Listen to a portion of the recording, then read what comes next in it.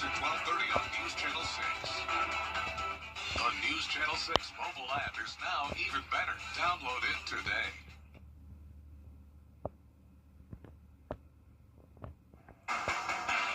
Live from Television Park, this is WJBF News Channel 6 at 5.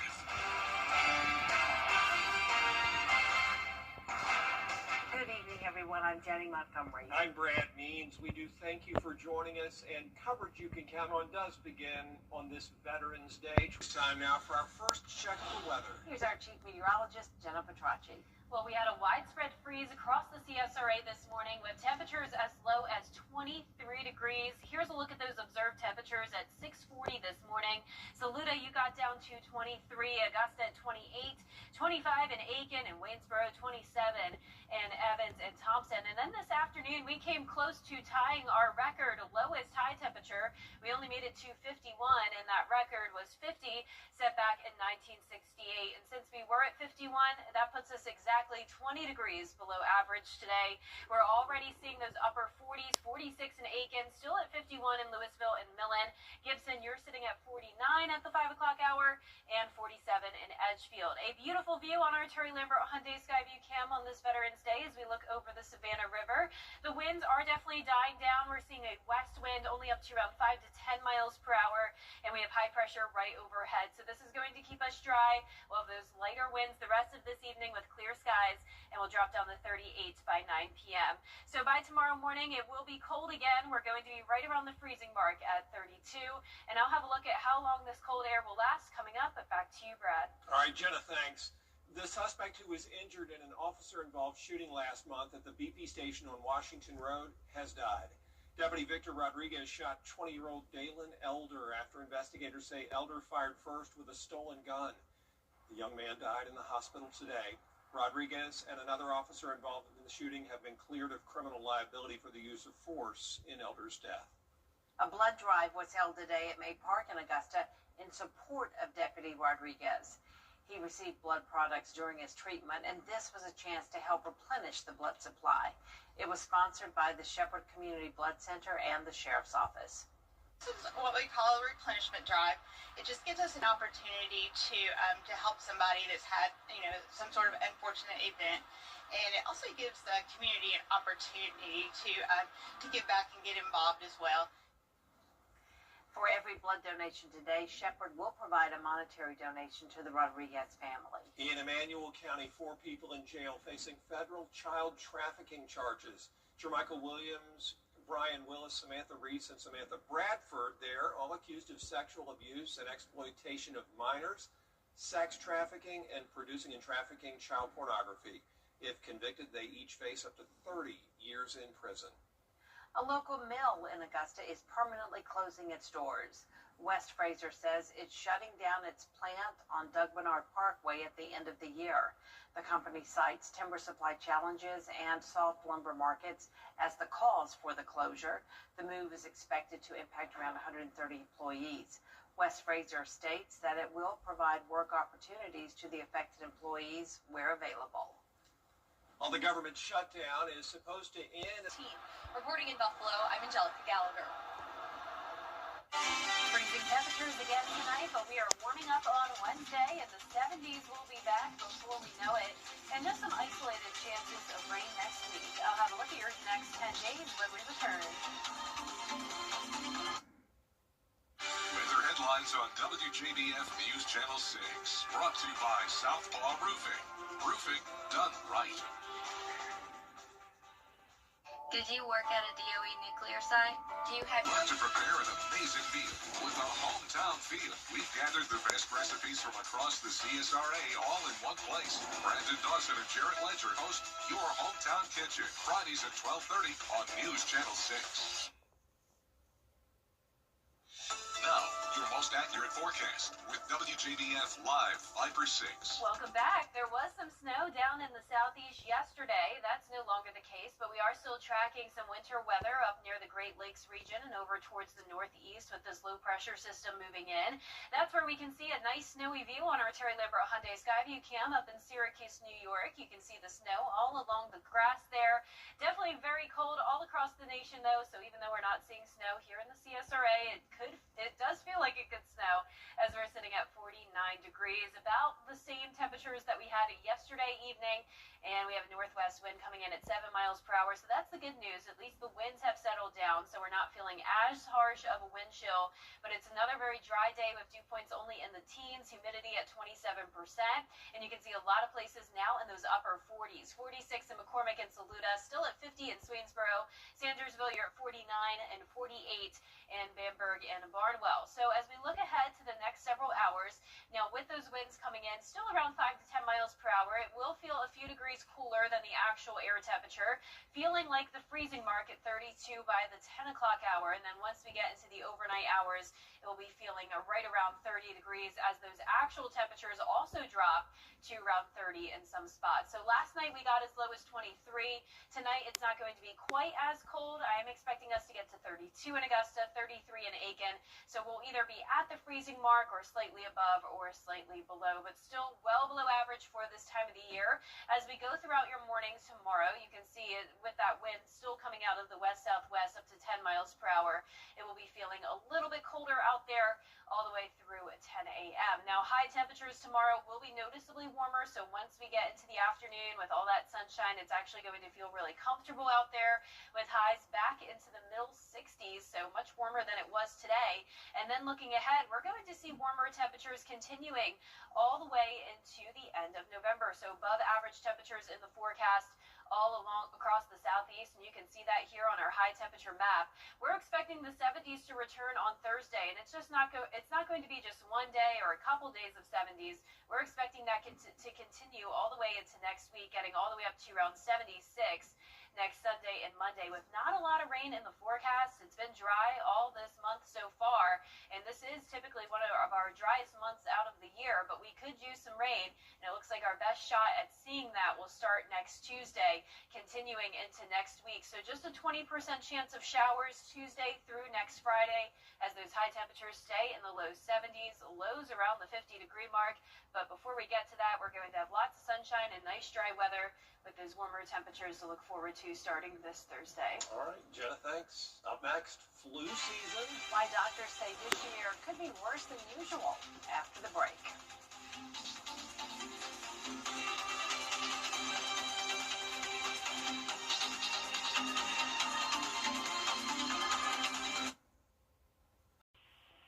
Emory University is helping veterans transition back into civilian life.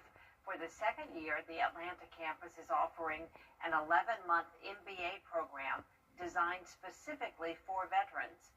Students can use their GI Bill and Yellow Ribbon benefits to cover tuition. The program's built for military veterans, active duty, and National Guard members looking to move into business careers. A real privilege to be here.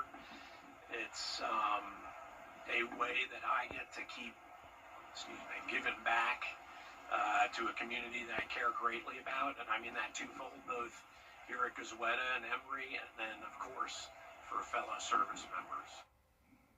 For the full story, be sure to tune into our Veterans Voices special next at 5:30. And that does it for this half hour as we get ready for that special presentation. John Hart and Dee Griffin compiling some stories of veterans who continue to impact the CSRA. You won't want to miss this very special program. It's coming up right after the break. At Honda Cars of Aiken, we're more than just a car dealership. Good evening, everybody. I'm Brad Means. And I'm Jenny Montgomery. Thank you for joining us. Coverage you can count on begins with Veterans Day 2025.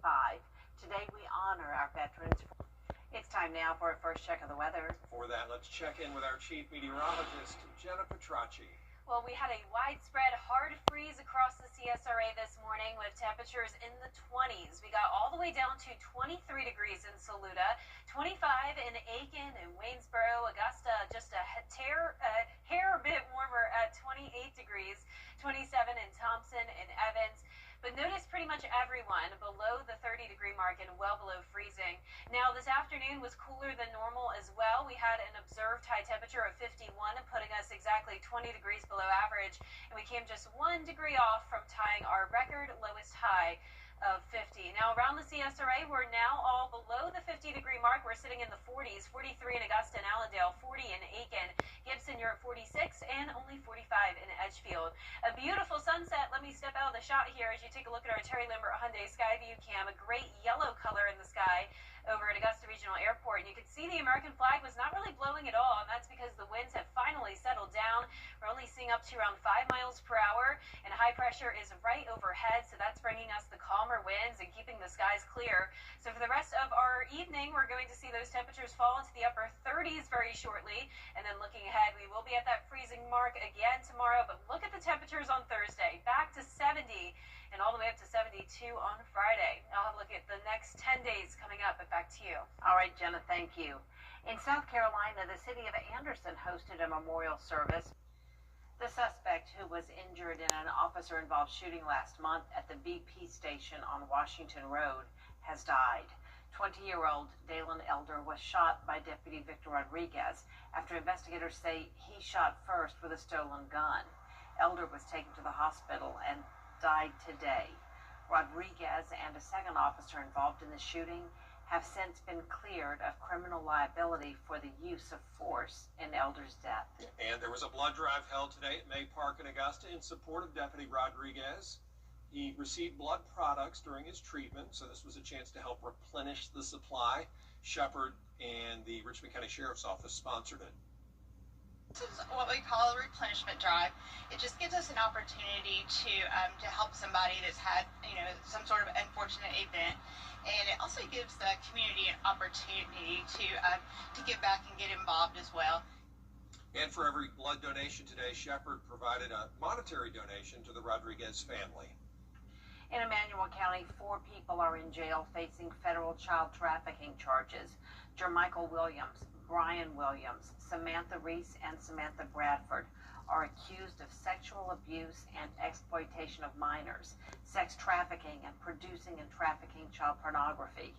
If convicted, they each face up to 30 years in prison. Well, tonight, the Wagner Fire Department is holding an emergency meeting. The fire chief says that he wants to talk about what he calls an imminent threat to public health and safety. This likely all goes back to the department's concerns over the funding it gets from the city. It starts at 6:30 at the fire department. A local mill in Augusta is permanently closing its doors. West Fraser says it's shutting down its plant on Doug Bernard Parkway at the end of the year.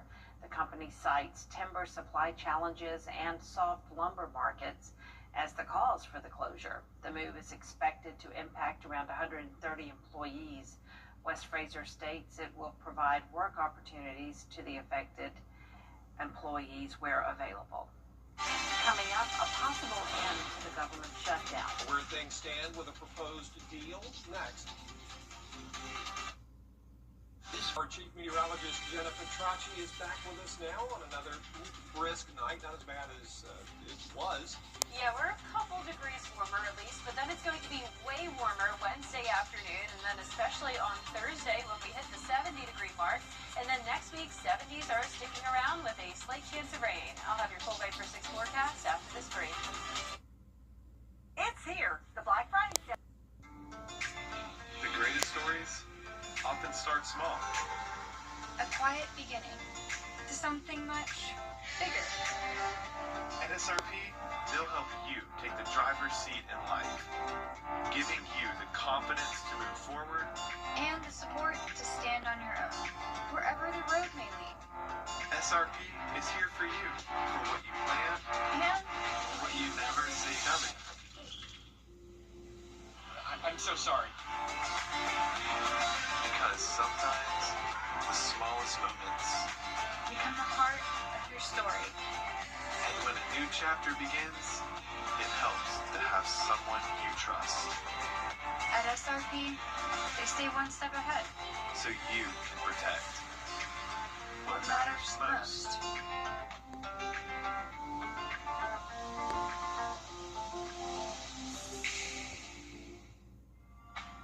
friend. You can't always choose the weather, but you can choose your weather app. Go with the most accurate and most trusted, the Live Viper 6 mobile app. Download it today. Now, your most accurate forecast with WJBF Live Viper 6. Welcome back. I hope you're staying warm out there. It has been much cooler than normal for this time of the year. You're starting out with a look at our Terry Lambert Hyundai Skyview Cam over in Aiken as the sun is setting. We're sitting at 43 degrees. We have a southwest breeze coming in at 5 miles per hour and some very dry air in place with dew points in the low 20s and temperatures now falling into the low 40s. 41 in Washington, 42 in Crawfordville, Waynesboro at 46. Bamberg, you're at 44 at the 6 o'clock hour with high pressure settling in overhead. This is going to keep us clear and dry over the next couple of days, and the high pressure getting closer is also going to bring us some lighter winds. Now, we will still have a bit of a breeze coming in tomorrow, so that'll make the wind chill down a few degrees cooler than the actual air temperature, so feeling more so like around 30 around 3 o'clock in the morning, and then from there, it could be feeling even colder when you're headed out the door. So temperatures are going to be dropping to 32 in Augusta tomorrow morning. Everyone just a little bit above freezing or a little bit below, but I'm expecting us to stay in the 30s rather than the 20s. So feeling like 30 degrees at 7 a.m., actual temperature at 32, a west-southwest wind around 5 to 10 miles per hour. We'll get to the low 50s around 10 o'clock in the morning, and then we're eventually going to climb all the way into the middle 60s tomorrow, so definitely much warmer than it was today. Still below average, but we'll feel pretty comfortable out there, especially with the sunshine. And then from there, we are expecting a warm-up as we go into the end of the month even, well above average temperatures in the forecast. And you can see that here on our high temperature trend over the next 7 days. So once we hit 70 on Thursday, we are going to continue to climb from there, eventually up to 76 next Sunday and Monday. So for everyone that loves the warm weather, this is definitely going to be a treat after that big cool down we just had. And we're not going to see a whole lot of rain either, so no rain expected through the weekend, then just a 20% chance going into the forecast Tuesday of next week, and then continuing as we end next week. But definitely mostly dry, lots of sunshine to enjoy this weekend. It will be great for outdoor plans. You can see those low temperatures are also going to be rising back into the lower 40s, well above freezing, and then just partly cloudy with that 20% chance of rain next week, with the highs staying in the 70s. Now, congratulations to today's umbrella winner. That is Lily Brown from Louisville. Lily, you can pick up your Viper 6 umbrella here at the station and sign up to win yours on WJBF.com. So when's the next cold snap? Not anytime soon, so I'm loving it. Yeah, me too. Looks like a mild into November, potentially. Very nice. Coming up, the Thompson Bulldogs finished out the season strong. And now they host a playoff game Friday. We're going to hear from their head coach in sports.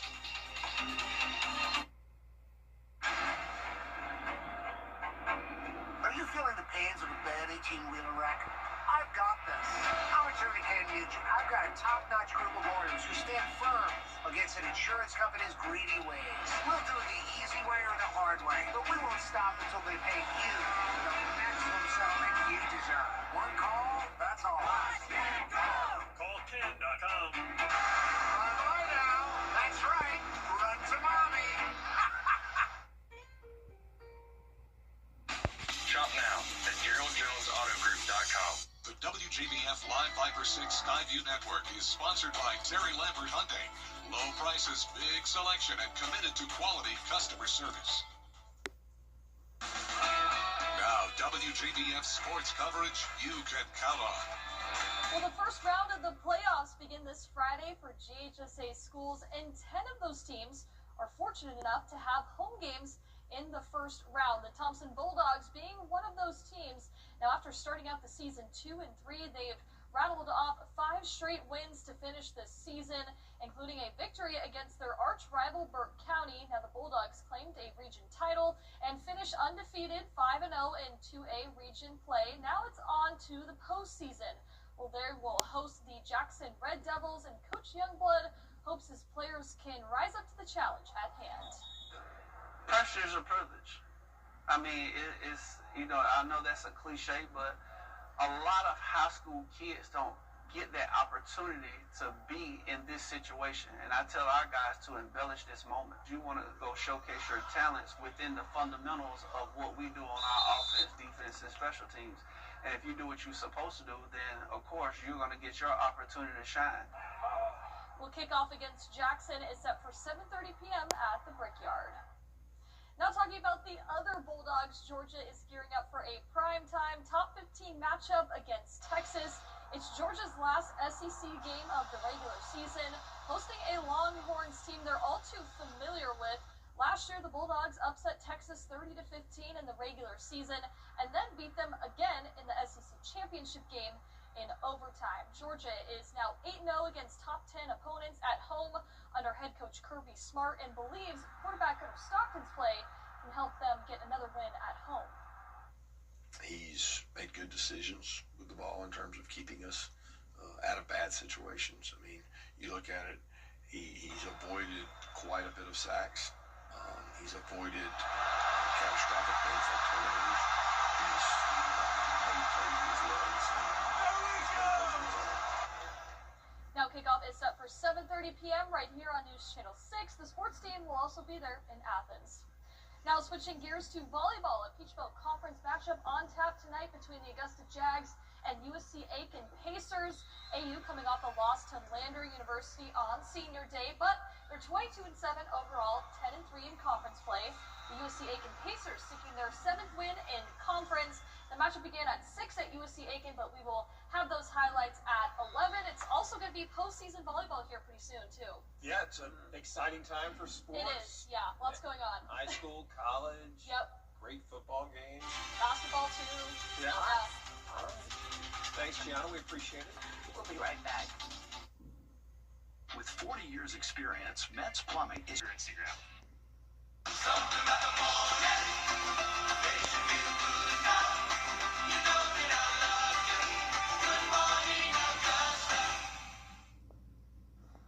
Here's another look at your 10-day forecast. We're going to be sunny and dry with warming temperatures eventually up to 70 on Thursday. Even tomorrow warmer up to 66. Still a freezing start, but then our low temperatures climb into the upper 30s to upper 40s. A dry and sunny weekend, and then as we go into next week, just a 20% chance of rain with high temperatures staying in the 70s.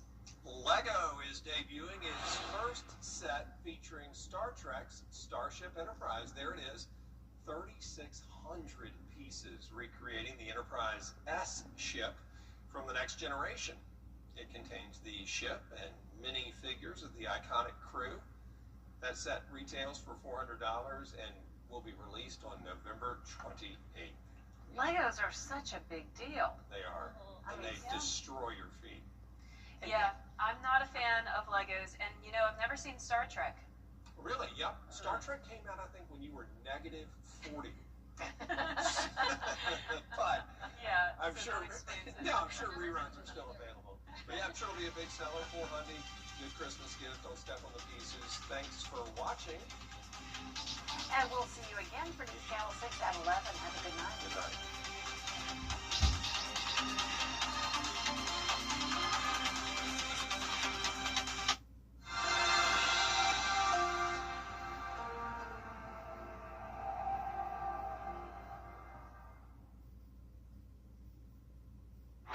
Tonight, the breaking news as we come on this dangerous